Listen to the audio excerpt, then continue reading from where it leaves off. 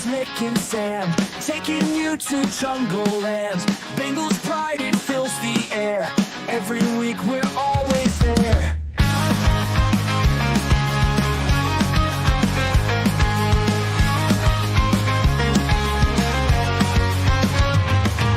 Touchdowns, tackles, all the plays. Bengals roaring every way. Stories, news, and game recaps. Jungle Juice, we bridge those gaps. Welcome to the Jungle Juice. Nick and Sam, let's break it loose.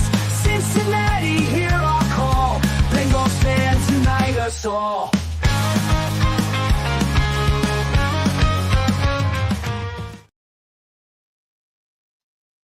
Come in to this week's edition of the Jungle Juice podcast. I'm Sam Gormley. He's McNelson. Mick, are you staying cool? Yeah, it's actually not too bad this week compared to the past week or two. It's finally gone down a little bit. It's supposed to be pretty hot this weekend. Are you coming up here for the 4th of July? No, I was not planning on it. I was not. Oh, well, why don't you plan on it? Miss you.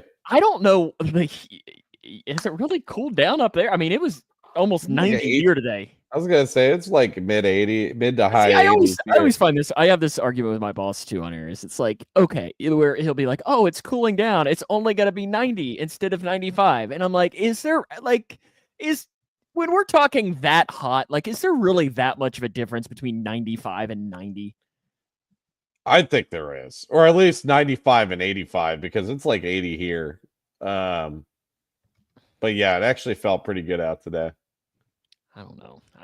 I feel like it's just hot, and I mean, I will take the heat over the cold, and I know you're in agreement there because you hate the cold. Am I right? I just hate everything, honestly. Yeah, that is true. That is true. You really like every time it's the summer. Yeah. I'm like, oh man, yeah. I can't wait for like fall, winter time. You know, every time winter happens, I'm like, oh my god, it's so freaking cold out. That first December Bengals game, you're breaking out the snow goggles, and you're ready to get warmed up that way or something. And I don't know. It's I hate the snow. Like, that's one of the things that if I never had to see it again, I'd be completely fine with that. Mm-hmm. But I also don't love I'm sweating when I'm walking the 25 steps to my mailbox to check the mail. Like, I don't love that. And I also don't love my air conditioning completely running nonstop for however long it runs. But alas, that's not why we're here today. We're not here to talk about the heat and the weather. We're here to talk some Bengals football. I mean, we're still kind of in the dog days of summer. Yeah, we've been slacking a little bit past couple of weeks. Yeah, because there's really not a whole lot for us to talk about. Mm. You know, we're just in it. We will say that next week we are excited that we get the second annual Jungle Juice Joust. We're going to be working on that. I don't know who might be. We have no idea who we're going to bring on, but we're going to pick some guys from our contact list and just tell them. We're not against anything. Or gals. Yeah. Gals are definitely included as well. We might, and we might even have Riley on. I mean, I don't think he fits in either one of those categories. He might be in his own category of his own, and we might ask him to come on. I don't know. You never really know what could be happening on the Jungle Juice Joust next week. If you don't know what that is our yearly game show that we do. Last year, Mick finished in second. This year, he's going to be behind the scenes with me trying to figure it out because it was kind of hectic for me. But we invite you to join us for that next week. Honestly, last year, I think it was one of the most fun shows we did all year. Because I had a lot of fun writing the questions, and I know you're going to have to help me write some of those. I've been kind of pondering. I might put Chat GPT to see if I'm going to be putting AI bots to good use on this one, just for good ideas. Yes, good exactly. Ideas for joust questions here, because we're not creative people. Well, I mean, I've got a couple in the old brain. Now, will I remember those when I come to sit down and write them this weekend or tomorrow or whenever it is? Who that knows? But on the show today, we're going to ask one big question, and we're going to hit some of the news headlines too before we get to that. But the big question we're going to ask is, are the Bengals better today than they were 1 year ago? We're going to kind of discuss that because I don't know. Like, I don't know. It'll just be a good discussion for us to have. But first, we do want to hit at a couple of the news headlines. The biggest headline from the last week, and it's a big headline, is stadium deal finally done for the Bengals. Really quick, some of the big hitters. The new agreement calls for a $470 million renovation of Paycor. The county will contribute $350 million. The Bengals / the NFL will contribute $120 million. So right now, that is no state money. The Bengals will also be paying rent for the first time. They will pay $1 million over the next 3 years, and then $2 million over each year of the final 8 years of the agreement, and then any of the extension years, because right now the extension is going to 2035, but they're continuing those 2-year extensions. So really, I think it goes until really 2045, you could say, because you get those 2-year extensions with it. So right now it goes until 2035. Pretty much the same thing that we're going to be having. A bigger impact will be that the county will be able to give control of outside events in the building over to a third party, which could open up the opportunity for more concerts in the summer and so on, which I think, would be good for tourism in Cincinnati. But as a whole, this is, and we're not going to say that we're experts on the stadium deal by any stretch. This was something that just had to get done. Yeah, no, I mean, it had to get done. I can't even imagine what the city of Cincinnati would be without the Bengals being here, and how much economic activity that the Bengals have brought to the city, especially in recent years when the team's actually played really well. Having an NFL team is a huge thing for a city. It's what makes the Cincinnati market legit, in my opinion. So getting this deal done. I not to get too far into the discussion of the old stadium deal, but I think the sentiment is that the deal was pretty lopsided towards the Bengals ownership for the past 25 years. And I think that all fans, taxpayers, whoever you want to call it, just wanted something that was a little more in their favor. They wanted the Bengals to pay their way a little more here. Sounds like from what you said, the county has a little more flexibility with the stadium. The Bengals are also contributing. It sounds like about 25-30% of the funding of the renovations. We're not going to have to deal with the whole state, finding a new stadium site or anything like that. It's great. I mean, we got another 20 years at least of this team in the city going forward here. So it's great that this deal got done. Riley brings up a good point too. One of the things too is right now the Bengals on some of those lots directly by Paycor, they have had the ability to deny and they have had a lot of say into what goes there. And this lease now gives that back to the city to where the Bengals don't have any say in what could be built immediately outside the stadium. Now, what that could mean, your guess is as good as mine, but you're probably going to see some more expansion of the banks getting closer and closer to Paycor. Because if you think about it, you kind of have what's the restaurant there on the side, and then you've got like a block of really nothing. As you closer to the Filson. Well, no, I'm talking about the one on the left. Did. I guess no, the one across the street from it. EO or E&O. Oh, Zach E&O. Taylor's favorite lunch spot. Yes. I was just there last week. It was pretty. Went there for happy hour. Did you eat his salad? No, I did not. Isn't that where Zach Taylor's favorite salad is? It's like the kale and Brussels sprout salad. I heard it's really good. Well, it's Zach Taylor's favorite lunch to go with that. But yeah, I think as a whole, this is big for the city of Cincinnati and so on. The other, I mean, I don't know if this is news, but I can ask you: are you excited, or will you be binging on Tuesday? Season 2 of Quarterback featuring Joe Burrow comes out on Tuesday. I will be binging. I think I'll be binging. Yeah, without question. Bastard. Riley says, "Oh, not you, Adele. Sorry." Riley says Mick has never eaten a salad. I had a salad yesterday. My mom says that salad would look good. Sounds good. Yeah, it was apparently Zach Taylor's favorite. My mom did say, "What about? Will you talk about Joe Burrow donating a signing bonus?" That's an AI account that has been sharing some of those things about both Jamar Chase and Joe Burrow. So I don't want to take a shot at Joe Burrow, but it's not true. Okay. So be careful. There is a Bengals page, in all seriousness, called The Jungle Roar. It's AI run. Nothing they say is true. I don't really believe anything that comes out. Nothing they say is true. Nothing from they say is from a true. lot of people, especially Gormley over here. Like he just posts nonsense. If Nonsensical things yes, about like, it is. Now oh, Burrow donates a lot of his money without question, and he does with the Joe Burrow Foundation and so on. And he may have donated some of it, but the big lump sum that was shared by that Jungle Roar Facebook page, it is not true. If Jungle Juice posts it, it's fact. It is fact. But yeah, trust us and nobody else. Yes. Paul Daner doesn't know what he's talking about, right? Jay Morrison, they don't know what they're talking about. It's only us.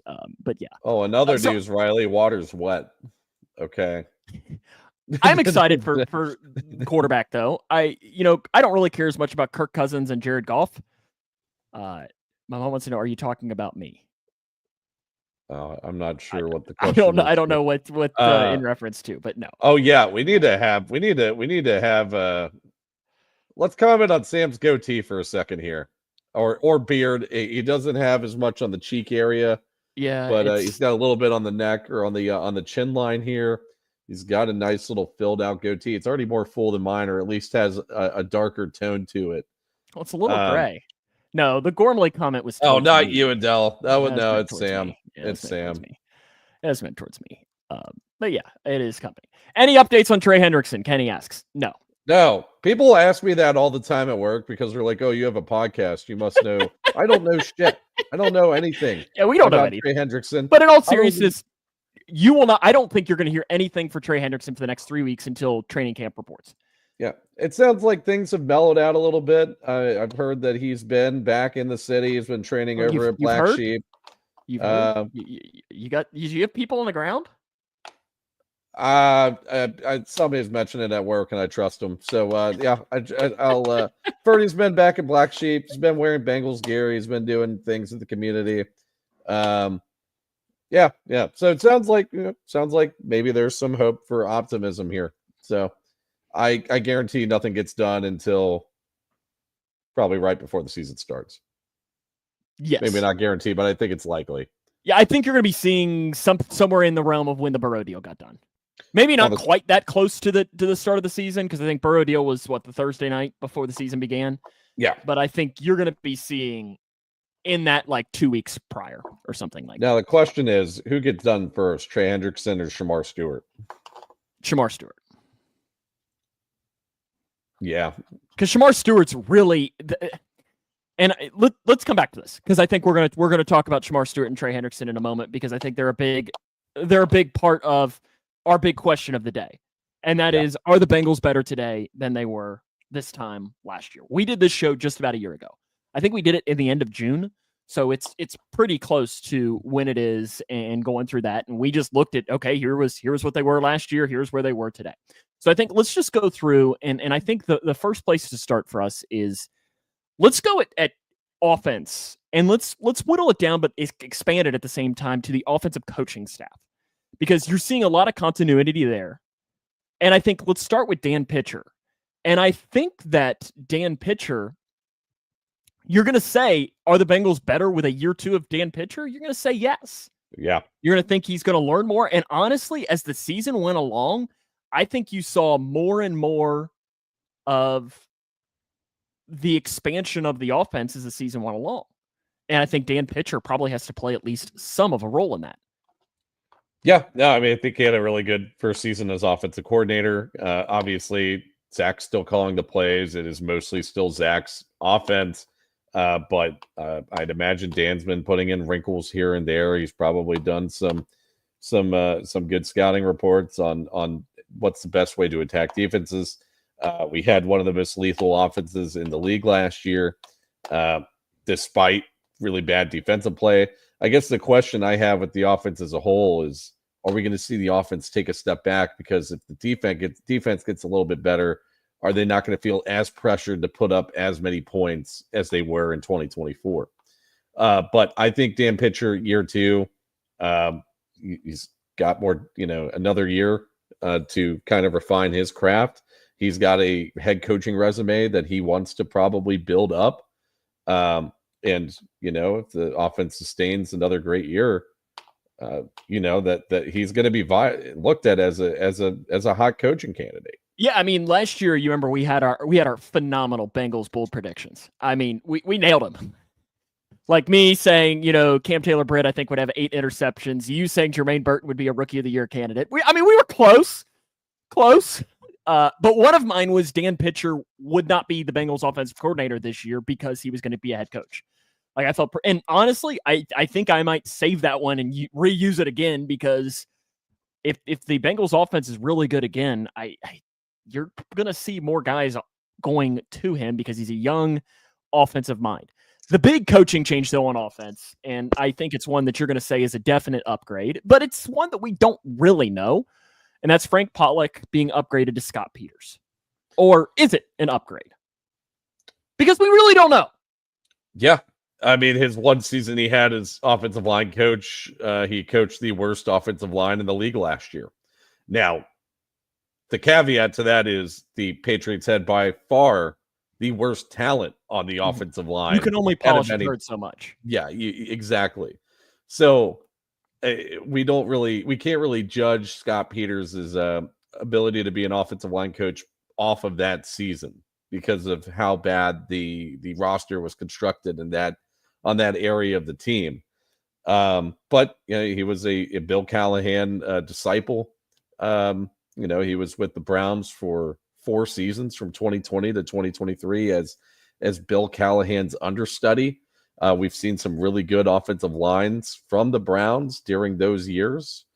So yeah, I mean, I think it's an upgrade over Frank Pollock. Frank Pollock, it's crazy how much we've invested into the offensive line while Frank Pollock was here, while getting little to no results, or even just negative results, really, out of what we expected from our offensive line. So hopefully that, the coaching change is a welcome one. And I like the pedigree that Scott Peters has. Also, the dude's kind of ripped. Seems like an offensive line coach, honestly. I'm looking forward to see what he can do here. And we talked about this when he got hired with Scott Peters, is you mentioned the Bill Callahan connection, and then you think about who is like Zach Taylor's best friend in coaching, Brian Callahan, Bill Callahan's son. You don't imagine that they had conversations through that and been like, hey, what do you think of Scott Peters? And Bill Callahan probably said, yeah, this is a great guy to hire. There had to have been some semblance of conversation, especially because the Titans and the Bengals aren't going to play this year. So it's not, and not only does Zach have the connection with Brian Callahan, let's not forget that Bill Callahan was his head coach while Zach Taylor was the quarterback of the Nebraska Cornhuskers in the early to mid 2000s. So there is a relationship there between those two as well. I'd imagine, I imagine that Zach definitely reached out to Bill to make sure that he would be a good candidate to bring in here. So yeah. Quarterback. Let's go into the position here of quarterback. Last year, the Bengals had Joe Burrow and Jake Browning. This year, the Bengals have Joe Burrow and Jake Browning. I mean, you have to say, are they better this year than last year? You have to say yes, because of the biggest thing, and it's this right here. That wrist is another year healthier. Yeah. Because last year when we were saying, we all were pretty confident that the wrist wasn't going to cause any issues, but we didn't really know. We didn't. And I mean, Joe Burrow was outstanding last season. Yeah. I mean, it was by far, I think, Joe Burrow's best season. If he had a below average defense, he's the MVP.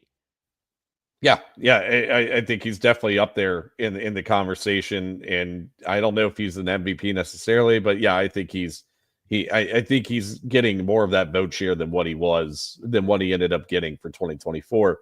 The one question I have with Joe Burrow is that, can he replicate that same success that he had from the 2024 season? Not to call 2024 an outlier, but it was by far his most productive statistical season. Obviously was the reason why they won any of their games last year. But are those stats, is that production, is that going to be sustainable in 2025? Again, that goes back to, if the defense improves and the offense doesn't feel like they have to do as much, are they going to start stalling out a little bit more? And games are still going to be somewhat close, and you're not going to see that level of production. So yeah, that's just something to kind of keep in mind. Still think Joe Burrow is going to be a top 5 quarterback in the league this upcoming season. Um, I would say that the position group has pretty much just stayed the same, honestly, comparative to last year. I still say it is a little bit of an increase because of the wrist, because of that. And just saying, like, if we're talking this time last season, like in July 2nd of 2024, I think you have to say it's at least somewhat of an increase. The running back position, though,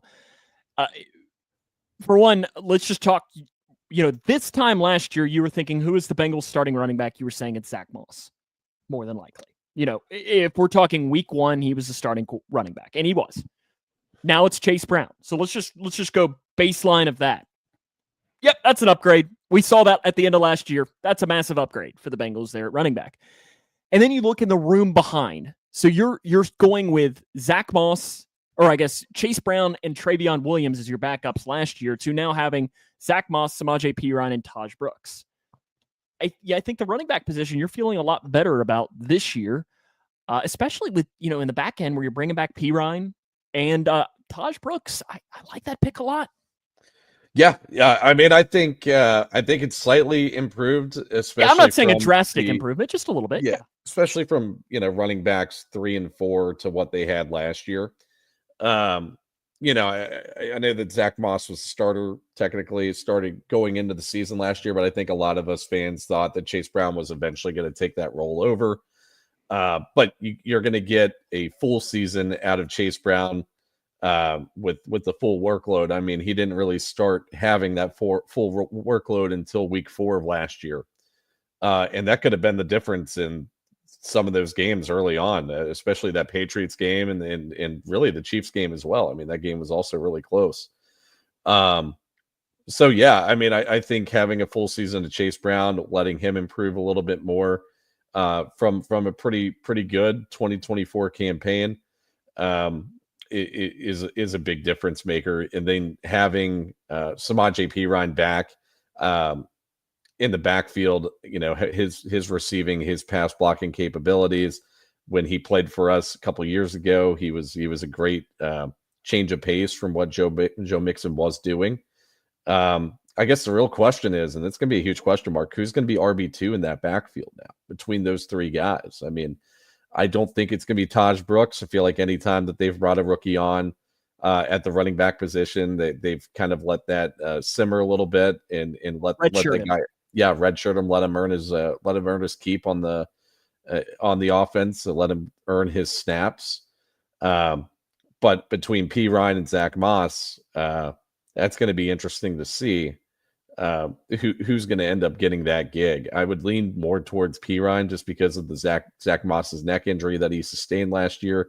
Also, Zach Moss's production last year was pretty abysmal, to say the least. So yeah, I would say that the running back room has ever so slightly improved. Wide receivers, pretty much the same thing. Now, I guess where you could maybe let's go it's hard for Jamar Chase to be much better. Hard for him to be much better. I guess you're hoping that T. Higgins improves in the realm of he's healthier. Yes. Yoshi, you're hoping he continues to step up. Charlie Jones, you're hoping he's actually healthy for once. And Jermaine Burton, you're hoping he's actually does something. So, I mean, if there's some hope in that, but I mean, like Chase, I mean, he can't be. I don't think he could be better. I mean, he won the Triple Crown. I mean, like, what else do you want from the guy? So, I think is the wide receiver room better than last year? I mean, I don't know how to really answer this. There's been absolutely zero turnover from what the receiver room was last year. Unless Jermaine Burton does what you have. Exactly. So the only room for change you have is, are we going to see an improvement out of that wide receiver 3 position? Because Andre Yoshivach, as much of a fan favorite as he is, just given his personality and his demeanor, wasn't all that great last year. Ranked towards the bottom of the league in receiving grade, yards after catch. His drop rate wasn't great. Mark's going to come after you. I know Mark's not going to be happy with that comment, but I mean, it is what it is. But if these reports are legit about Jermaine Burton, growing as a professional, not only off the field, but on the field as well, gaining more of that rapport with Joe Burrow.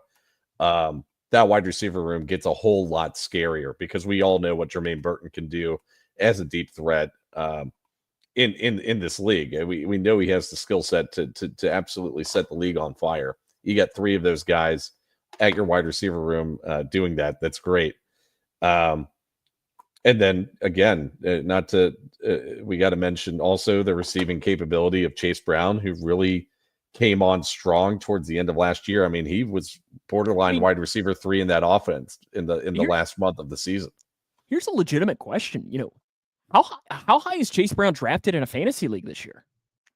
I mean, he'll be a first-round pick, I think. Yeah. Fringe first-round pick. Yeah, he'll be in that first to second-round pick range, and that's pretty awesome. But, I mean, because you're getting that dual threat capabilities of a – You're getting that. You're essentially getting that Christian McCaffrey, and I'm not trying to compare him to new Austin Eckler. Yeah, is what I would call better. Chase Brown here.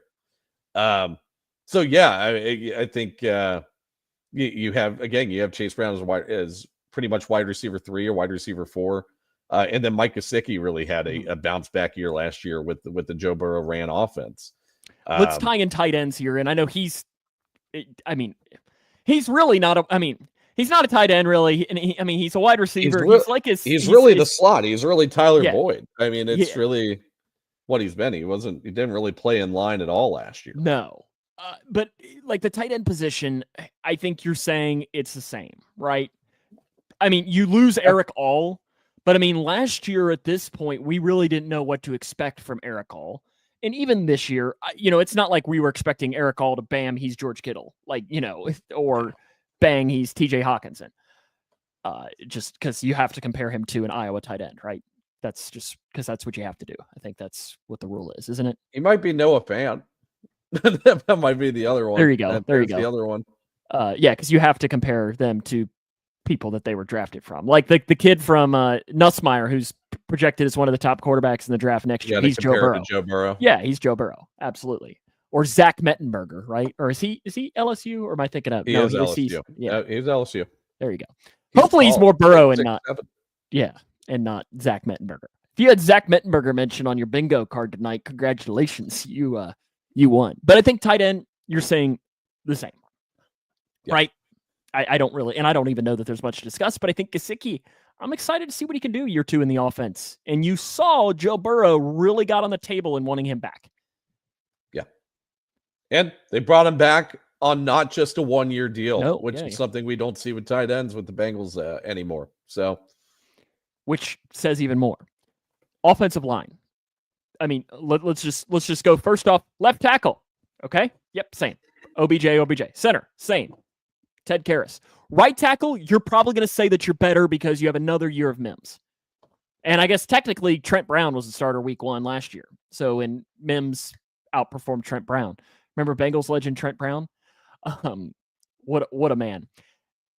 The guard positions, though. First off, let's talk left guard. So you're saying that theoretically your improvement is going to be Cordell Volson to maybe Dylan Fairchild or Cordell Volson. And then at right guard, you're going from Alex Kappa to Lucas Patrick / Cody Ford. That seems like what it's looking at for the Bengals offensive line. Now, right guard, it sure as hell better be an upgrade because it's hard to be much worse than Alex Kappa was last year. Yeah. Won the Triple Crown in all things not great for an NFL guard. Led the league in sacks, pressures, QB hits, all of the above. It wasn't a great season from Alex Kappa. Now, to be fair, Bengals did pass more than pretty much any other team in the league last year. So obviously, but it was also pressure numbers are going to be inflated a little bit. But yeah, I mean, it's hard to be much worse in that category.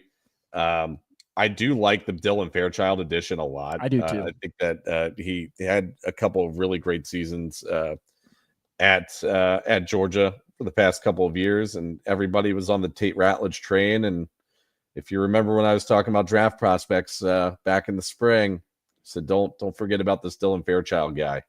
And so I'm excited to see him in what he can do as that left guard, starting left guard. We all tried to bank on a Cordell Volson, year 3 jump. He had a decent enough baseline year 1 season where you're like, it's finally going to click a little more for him and he's going to make that jump. And it just never happened. Having Cordell Volson as a depth piece, though, I think is it's still a decent enough depth piece in case if anything goes haywire. The right guard position, I mean, it can't be much worse than Alex Kappa, but I mean, I don't know if the solution here is going to be all that much better with Lucas Patrick or Cordell Volson. Lucas Ford. Patrick or my bad, or Cody Ford. And I'm fascinated by seeing, do you see a Matt Lee? Like Matt Lee's played entirely center, or do you see them maybe get creative in there to try and work around some guys in that realm? Yeah. I mean, that's a pretty darn good question to have is what ends up happening with that, because I think that position is wide open. I mean, Lucas Patrick was pretty much signed to be a camp body, I think. And he might end up winning that position over. I think he's running with the ones right now. And then Cody Ford, I mean, even though he, was thrown into pretty bad situations as the sixth offensive lineman, and didn't matter which position other than center, where he was lining up at. Are we going to see an improvement from him because he's, finally solidified at a position? And also, the grading wasn't great for Cody Ford last year, but I think he was primarily playing tackle last year, either left tackle or right tackle. He was pretty much spelling Orlando Brown Jr. when he was out. And then when Orlando Brown Jr. came back, I think Amarius Mims went down late in that Pittsburgh game and ended up playing there. So, yeah, if he's finally solidified at a position where he's not moving around quite a bit, do you see that baseline grading for Cody Ford jump up a little bit? And I think you definitely could see that. Yeah, because I think Cody Ford is a good backup offensive lineman. Yeah. And he's probably not a guy you want starting full time, but if he has to start 2 or 3 games, you're okay. Tyler writes in and says, I think all of them will see snaps at right guard next season, health and subpar performance reasons. And Tyler, you very well could be right. You very well could be right that you see a hodgepodge of different guys. But Mick, let's go back to our big question. Is the offensive line today better than it was 1 year ago? Sure. Yes. I was going to say, it's tough to answer that question. It's all going to hinge on whether Scott Peters can get this group functioning again. You stole the words right out of my mouth. And we've had this debate. At least I've had this debate with other people. Is the offensive line last year, or really any year since Zach Taylor's been here, has it been Zach Taylor's fault, or has it been the offensive line coach's fault? Because we have gone through 2 offensive line coaches already under the Zach Taylor era, and we have yet to see a good offensive line. Now, the early years of the offensive line, you were the Patriots, you were the 2024 Patriots, essentially. You didn't have the talent that you needed to have a good offensive line, but you've had that talent over the past couple of years to have a middle of the road offensive line, and you end up ranking towards the bottom of the league in terms of the grading. So, yeah, I think this is finally going to settle the score of who's the problem on the offensive line. Is it going to be the coach? Is it going to be the offensive line coach? Is it going to be Zach Taylor? Or hell, is it going to be Joe Burrow, because Joe Burrow plays a little recklessly? So, and I don't Joe Burrow's not blameless in this. And listen, and I think he would wear that too. That he knows that he is the quarterback, that if it's 3rd down, he's going to wait an extra second if he can. Because his philosophy is, if I wait 1 or 2 extra seconds, I might be able to complete the pass. And there's really no difference between 4th down and 8 and 4th down and 16. Yeah. That's his philosophy. And, health-wise, you're probably not necessarily wanting that, but then you can't say that, because then he dumps off the pass to Jamar Chase for 20 yards, and you're like, okay, yep, that's Joe Burrow. And that's what makes him one of the best quarterbacks in the NFL. Let's switch sides, and let's go to the defense. Let's, like we did for the offense, let's just go into the wide realm of Lou Anarumo versus Al Golden. Mick, I ask you, are you buying into Al Golden? Sure. That didn't sound very confident. We've yet to see Al Golden as an NFL play caller. Yeah, I mean, I'll buy into him if the team's buying into him here. It can't get much worse than what the defense looked like last year. It seemed like that the patience was wearing thin with Lou Anarumo, with a lot of players on the defense. I think that he was trying to run schemes that are a little too complicated. And maybe that worked when you had veterans like Jesse Bates, Von Bell, DJ Reader on the defense. Your defense got a whole lot younger over the past couple of years, and Lou refused to adjust to that, make things a little bit more simpler for this defensive lineup, which is still fairly young. I don't think you really have much of a veteran presence on that defense other than Trey Hendrickson, Logan Wilson at this point. Geno Stone? Yeah, I guess. Yeah, Geno Stone. Who's really, I think he's only in like year 3, isn't he? Or year 4? No, yes, because year 5, right? I guess for Geno Stone, or maybe even year 6. Because I guess he would have been the 2020 draft. Yeah, he was the 2020 draft. So yeah, we're in year 6 of Geno Stone. So yeah, he count himself as a veteran. I guess technically, I feel like once you're a veteran is when you hit like year 4. Mm-hmm. So CTV, I guess, is when you can get an extension, I think, is when you're a veteran. Okay. I think that's a good way to describe it. Does the defensive line coach and new linebacker coach, does that have really any impact, do you think? Not necessarily, I don't think. Yeah, I mean, Jerry Montgomery coming in from the New England Patriots and the Green Bay Packers, Michael Hodges coming in from the New Orleans Saints. I don't know if that necessarily matters. I think it's all pretty much Al Golden's show and how much he can really turn that defensive over. Now, we haven't seen Al Golden as a play caller at the NFL level. We've seen Al Golden as a play caller at the college level with Notre Dame, and we've seen some really good defenses come out of that Notre Dame team. He was raved by players from the Notre Dame program of his good communication as a coach, his rapport with his defense.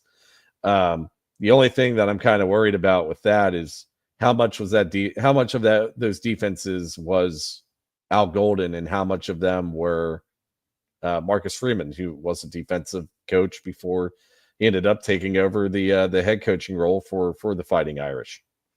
I guess we're going to find out, aren't we? Yeah. I guess we're going to find out. But with Al Golden, and we talked about this when he got hired, I mean, Zach Taylor's putting his head coaching future into Al Golden. He knew, I mean, this was the most important hire of Zach Taylor's life, was getting this defensive coordinator. Because if he gets it wrong, and let's say Al Golden is Terrell Austin, that's probably worst case scenario, right? That would be oh my God, that would be so bad. Let's just, for sake of conversation, then Zach Taylor's maybe not the head coach next year, and then what happens, and so he had to nail it. But what if he is Mike Zimmer? Well, that would be the best case scenario. Yeah. Or what if he's Paulie G? Chuck Bresnahan? Oh, that would be bad too. He's Paul Gunther. Paul Gunther is probably like the middle of the road you can have as your defensive coordinator there. And like we've said, if the Bengals defense is 15th in the NFL next year, they can win the Super Bowl. Yeah. I mean, hell, the Super Bowl season, they were, I think, in terms of the grading, they don't need probably to be 15th. Yeah, they don't. Honestly, if they're 25th, they probably got a chance. They just can't be awful. They can't be awful. Because, I mean, you look at it, if the defense would have just been a smidge better, they win one of those Ravens games. How many of these games do they win last year and they're in the playoffs? Now, obviously, ifs or fifths and so on with that. Okay, but Tyler brings in here, and I think this is where we need to head next, and that's the defensive line.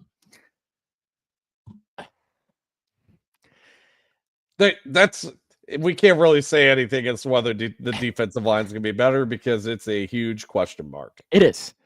but it's a question mark that we can at least discuss right now. And something tells me that, we're about 2 months away from, 2 months and a week, I guess, away from the Bengals opening up the season. Something tells me we might be talking about the defensive line at least like twice between now and then.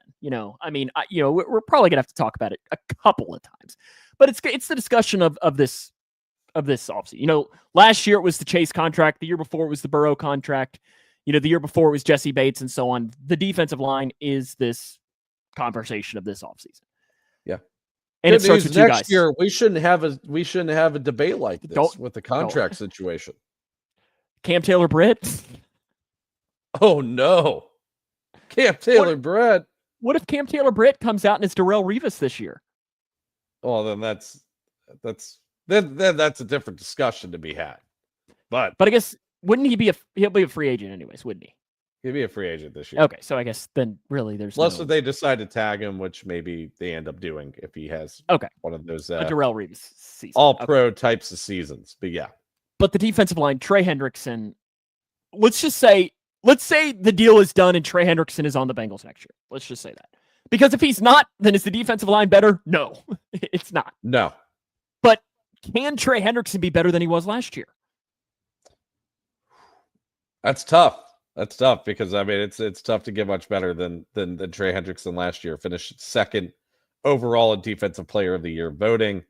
Led the league in sacks. Had a great pressure rate, pass rush win rate. He's above 20% in the win rate department there. That's top 5 in the league. And it's a big question with Trey because when is that cliff going to start slightly approaching for Trey? Not to say that it's going to happen this year. I don't think it usually just, hits like a freight train for edge rushers. I think if anything, it'll gradually, go down over time.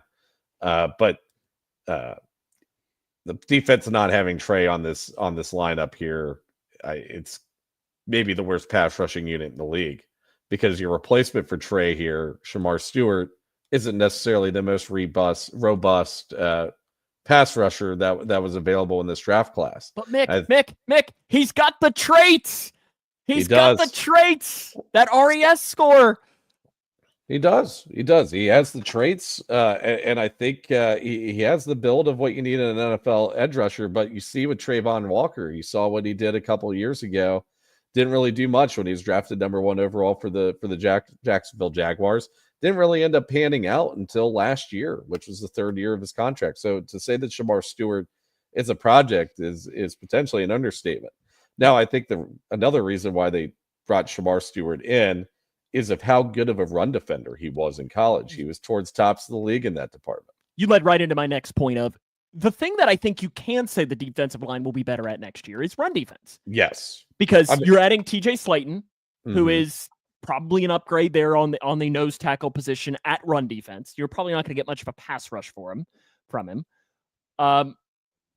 Shamar Stewart and so on. So you are looking at maybe being better against the run. Now you do lose Sam Hubbard, but and we love Sam Hubbard. I don't know how much of a loss that really is.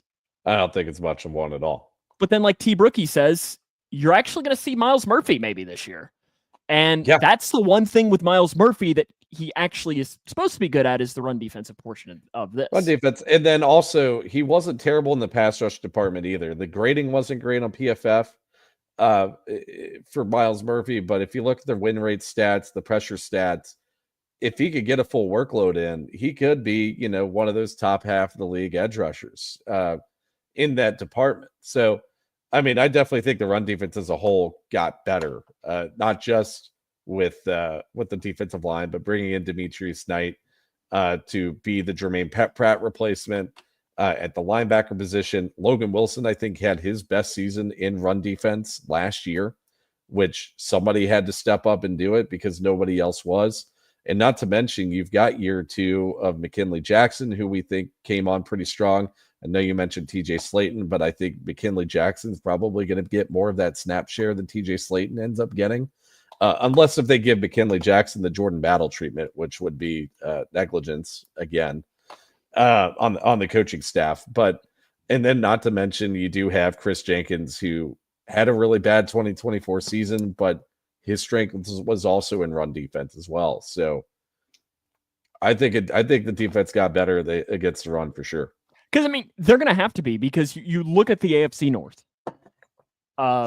We know what the Ravens do. They're going to run the ball. They got maybe one of the best running backs in the NFL, and then they also have Lamar Jackson, who is, we can joke about it, but I mean, he's a running back. Yeah, he's a running back who's a quarterback as well. Because he is so athletic in the backfield with that. So you got to find a way to stop that. Cleveland, they're probably going to have to run the ball, because they have 94 quarterbacks and none of them are great. And then Pittsburgh has 95-year-old Aaron Rodgers. Mm-hmm. They're probably going to be looking at running the ball as well. So you're looking at 6 games right off the bat there where you are going to have that good run defense. And I think that's why you saw so much of the emphasis put on that this offseason. And I think that's where, if we're asking, are they better? On paper, yes. Now, will they be? We don't know. Yeah, it's a good way to put it. I think that you got to put some stock in the year 2 jump from McKinley Jackson here to be that DJ Reader replacement that we all wanted him to be when he was drafted. Linebacker, you touched on it a little bit. You're replacing Jermaine Pratt with Demetrius Knight. To me, though, the biggest thing that stands out about the linebacker position, and it's why I'm saying it's better, is the depth is much better for the Bengals when adding Oren Burks and then also Carter, right? Eric Carter. Yeah. Eric Carter from Clemson. Don't forget about Joe Giles Harris. Oh, yeah. How could I forget about him? And then Muma and Shaka. Yeah, but you're I really like Shaka Hayward, man. And listen, you called Muma making the roster last year. So I give you a benefit there of picking that. So I mean, you're seeing those potential jumps with those positions as well. So I think the linebacker position, you're saying yes, it is absolutely better than it was last year. Yeah. Again, Logan Wilson came off of his best season, I think, as a Bengals linebacker. Oh, Mick, can I just interrupt you really quick? Sorry. Christian Encarnacion Strand just hit a grand slam at Fenway, and the Reds now lead. Sorry. Hey. Felt like that was okay to interrupt you for. Go on.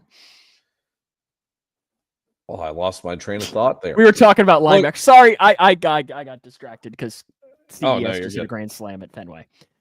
No, I mean, Logan Wilson came off of his best season, I think, as a pro in the league. Honestly, it's you saw a huge increase in his grading, especially in run defense, and then coverage.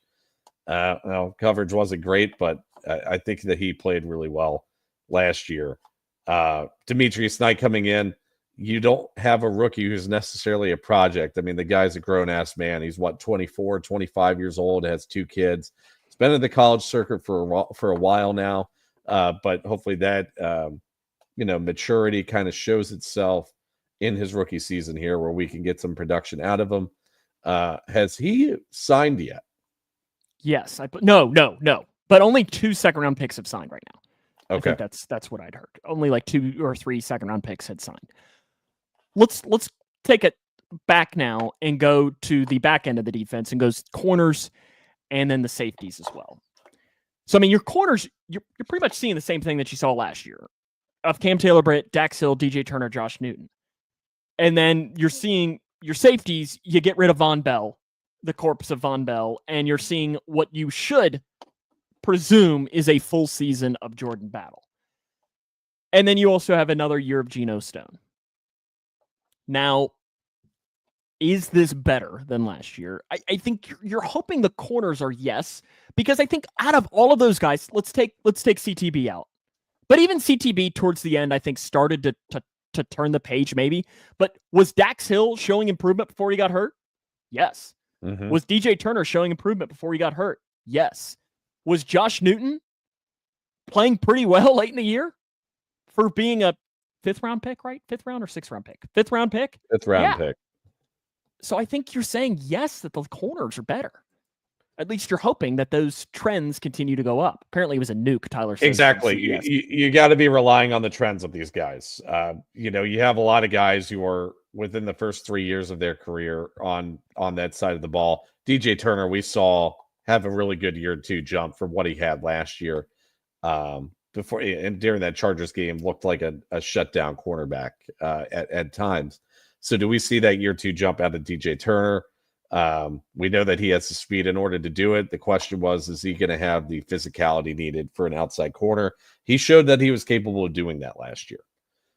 Dax Hill going to be kind of a question mark this year, not only because he had a torn ACL last year that ended his season, and I think that takes a while for cornerbacks to kind of get back from injuries like that. But we don't know where they're going to throw Dax Hill on this defense. Are they going to throw him at outside corner? Or are they going to throw him at nickelback? You know, he had a better season last year playing outside when he was in the box at safety in his second season, which was really his rookie season. It was pretty bad. It was bad enough that the Bengals said that we can't afford to have this. We can't afford to have Dax at the safety position anymore. Now, nickelback's a different position than safety, but you're still in the box more than you are playing at outside corner. And then CTB, we've expected to see a huge jump from CTB for the past 3 years. I think he's at this point he's just solidified as a decent outside starting corner. Is it going to be best in the league? Probably not a top 10 corner, but is he top 30, top 25? I think you could put him in that discussion. You're hoping. I mean, if CTB is a top 15 corner, this Bengals defense has taken a massive step forward. But I also think how much of this on the secondary was the fact that there's no pass rush. You know, I mean, it's a give and go there. Up the dry quite a bit. I mean, listen, it's not. I mean, it's just like you put Jamar Chase out there. If he has 7 seconds to get open, there's not a damn person alive that can keep Jamar Chase covered up for 7 seconds. No. And that's not the fault of. I mean, you could put prime, Deion Sanders out there, and he's probably going to have at least some semblance of trouble covering Jamar Chase for that long. Mm-hmm. Now, he probably wouldn't say that, but still, so you got to have that give and go with it. But I think, as a whole, the defense, so much of this is relying on Trey Hendrickson, obviously. Yeah. But let's just say Trey Hendrickson is on the Bengals in 2025, which I think we both feel is likely. 75%? 90, if not even higher. Yeah, 95%. Yeah, it's going to happen because honestly, they have no choice. The Bengals have no choice. Really, both sides have no choice. Are they better? Yeah, I think the defense is better this year than they were last year. Now, how much better they are is going to be a huge question. But I just want to see some changes from Al Golden in terms of how he game plans. Some of the wrinkles that he's going to add to this defensive roster. We all talked about the hybrid edge linebacker role that he wants to use, that Viper position.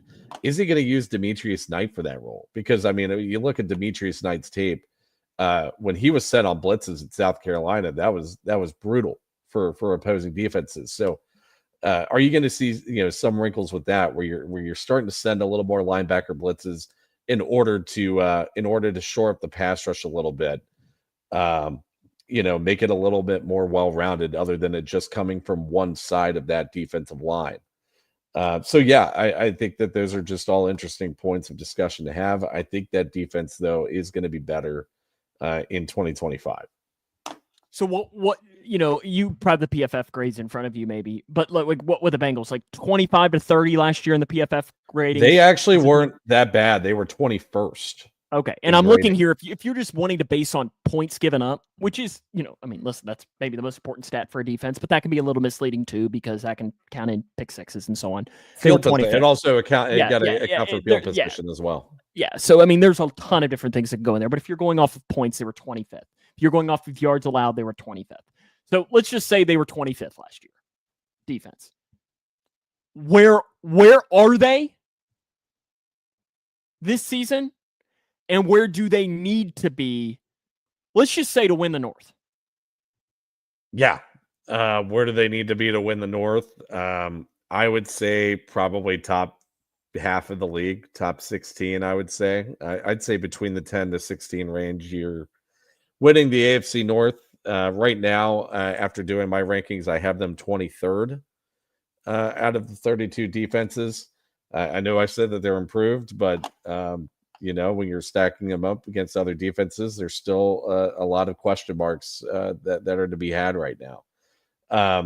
But yeah, I mean, I think in order to win, they need to be probably at least the top 16 defense. Specialists. We got to at least talk about this. And you know, punter, we're confident, right? We got our guy. You know, Ryan Rico. I don't even think he was on the team this time last year because I think he was a training camp signee. But kicker, what is your confidence level in Evan McPherson having a bounce back year in 2025? High, very high. He's going to come back. He's going to be fine. Kickers go through what ruts every once in a while in their careers. Okay, I mean, hell, Mason Crosby went through about 3 or 4 of them, and ended up kicking for the Packers for about 20 seasons. So, including he had one really bad day at Paycor. He did. Evan McPherson also did not have a good day at Paycor that day. So, yeah, I mean, kickers are going to go through that every now and then. I think Evan's going to bounce back. He's got the talent to do it. He has the leg to do it. You know, the only thing that's stopping him from getting back to 2021 in 2023, because 2022 wasn't a great season for Evan either, is going to be Evan. So we ask the question as a whole. Are the 2025 Cincinnati Bengals better than the 2024 Cincinnati Bengals? And I think the answer is yes. Now, how much? I don't know. Slightly better. And the question is slightly better enough to get in the playoffs? Because really, that's all you got to do. You got to get in the dance. Yeah. Yeah. And there's other questions to be had too. And it's not just did the roster get slightly better, but also the quality of the opponents that you're facing during the 2025 season are, I think, much, much harder to play against than who the Bengals played against in 2024. I mean, you're going up against the 2 best divisions in football, in my opinion, in the NFC North and the AFC North. I mean, hell, the NFC North, all 4 teams are being discussed as potential teams to win that division. I think the odds are pretty close amongst all 4 of them this year. So you've got 4 games against those guys, and then the AFC North, it's kind of the same story. I mean, I know we shit on the Browns every now and then, but they still have a top 5 defense in this league, which, you know, helps them win games. You know, if their offense can, it's like the exact opposite. It's the exact opposite conversation the Browns are having that we are having about the Bengals right now. Is that, oh, how good does their offense need to be in order for them to make the playoffs because of how good of a defense that they have? So it's kind of it's tough. It's gonna be a tough schedule this year, I think, for them, for the Bengals to sneak in here. But if we're asking if the roster's better, I do like the direction that the roster's headed. Next week, the Jungle Juice Joust returns for year number 2. We look forward to that. It was a lot of fun last year. If you don't know what it is an homage to the old ESPN show Stump the Schwab. So we will have questions. We'll have, contestants on the show. And like one of the questions that we had last year was name all of the players that Joe Burrow has thrown a touchdown pass to in the NFL. And each person will get to go through and guess a name. If the name has already been guessed, they're out for the round. Or if the name is not on the list, they're out for the round. Person with the most points at the end wins. So we will have that coming up next Wednesday night at 8 Eastern. So we look forward to having you join us for that. Mick, I know you're excited for that. Last year was a lot of fun, and who knows who will be the Joust champion this year. I feel like I need like a sound effect or something. Maybe I need to make a Jungle Juice Joust theme song. Do we need that? Maybe. Let's do it. Maybe. I'll see what I can do. So we invite you to join us next week for that. And then we get to jump. I mean, training camp's not that far away. No. I mean, we have football in July. I mean, July 31st is the Hall of Fame game. Who is Giants playing in that? Is that right? Let's see. I'm looking. I honestly don't even know who is playing in the Hall of Fame game. I feel like we usually do it after like the marquee Hall of Famers for that. Let's see. It is the Bear. Nope, that's last year. The Lions and the Chargers are playing on Thursday, July 31st. Who the hell from the Lions got inducted? Because you have Antonio Gates for the Chargers, I think. Correct. There's no one for the Lions. So. Okay. Yep. But yeah, looking forward to that. Maybe someday the Bengals will be in there once Big Willie gets in. I hope so. I don't really want them to play. Like, the game doesn't necessarily matter as much to me, but I hope Big Willie gets in at some point. Or when you get maybe a Geno Atkins in there, or when Joe Burrow and Jamar Chase get in, and T. Higgins, and Trey Hendrickson, right? All get their day in. Yeah. We'll see you back here next week. Any parting thoughts? Yeah. Have a good 4th of July weekend, everyone. Yeah. Keep all your fingers. Weekend. Yeah. Keep all of your fingers. Don't JPP it. If you can, take a 4-day weekend. I'm taking off tomorrow. I'm going to have a great day. I'm not even doing anything. I'm just going to have a day of not working. Sounds like you're going to maybe play a I'll lot be of video doing games. some juggle juice joust. That's probably going to be my job. Yeah, maybe we'll have to get the Google Docs rolling and ready for us to get ready to do it. Remember to follow us on our social media channels. Give us a 5-star rating too on your favorite podcasting platform. That helps more people find the show. That'll wrap us up. We'll see you back next week for the Jungle Juice Joust. Mick, Hoo day. Hoo day. Thanks for watching.